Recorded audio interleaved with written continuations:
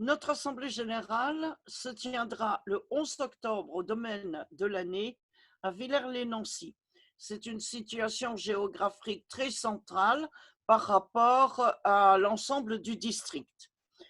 Comme les membres se sont prononcés pour un seul congrès l'année dernière, cette assemblée générale sera vraiment le premier grand moment de retrouvailles après le confinement, l'après-confinement, les répercussions que l'on risque d'avoir. Et nous souhaitons que ce soit un moment convivial. La parole sera donnée aux membres Lyon. Nous aurons beaucoup d'échanges.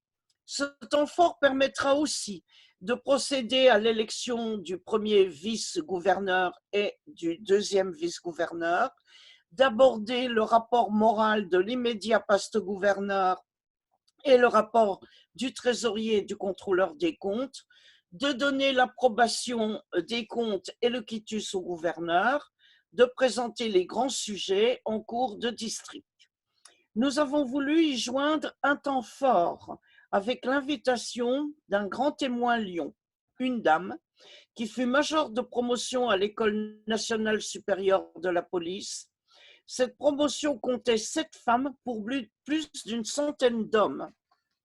Après 2 années d'études à Saint-Cyr, elle devient la première femme commissaire de police appartenant au corps de conception et de direction de la police nationale.